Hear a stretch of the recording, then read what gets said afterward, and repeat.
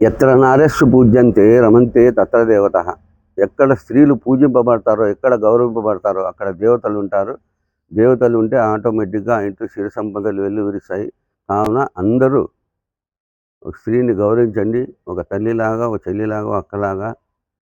మన చలనచిత్ర నటులు శివాజీ గారు అమ్మాయిల స్త్రీల కట్టుబాట్ల గురించి, వాళ్ళు ఎలాంటి బట్టలు వేసుకోవాలని గురించి ఈ ఉభయ రాష్ట్రాల్లో జరుగుతున్న చర్చకు నేను శివాజీ గారిని 100% సమర్థిస్తున్నాను. ఆయన మాట్లాడిన మాటలు కానీ 2-3 మాటలు అన్పార్లమెంటరీ లాంగ్వేజ్ వాడి ఈరోజు ఇంత చర్చకి కారణమయ్యారు.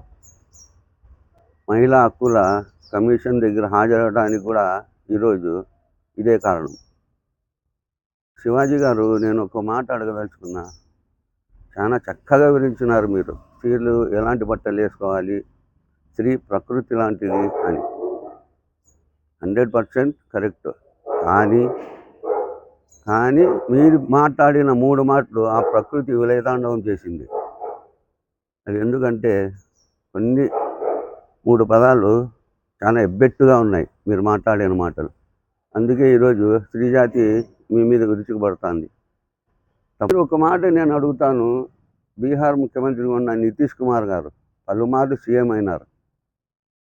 ఒక ముస్లిం అమ్మాయి మీరు చెప్పినట్లు నిండుగా బట్టలు వేసుకొని, సల్వార్ కమీజ్ వేసుకొని, దానిపైన బుర్కా వేసుకొని, మొహానికి హిజాబ్ పెట్టుకుంటే ఈ సీఎం స్థాయి వ్యక్తి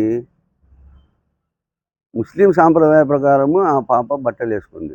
అది ఎప్పుడు ఐడెంటిఫై అంటే ఏదన్నా కాలేజీలో కానీ ఏదన్నా ఎగ్జామ్ రాసేటప్పుడు ఐడెంటిఫై కోసము సీఎం హిజాబు అన్నీ చెప్తే చాలా బాగుంటుంది. కానీ సీఎం స్థాయి వ్యక్తి విచక్షణారహితంగా ఆ పాప హిజాబ్ తీసేసినారు.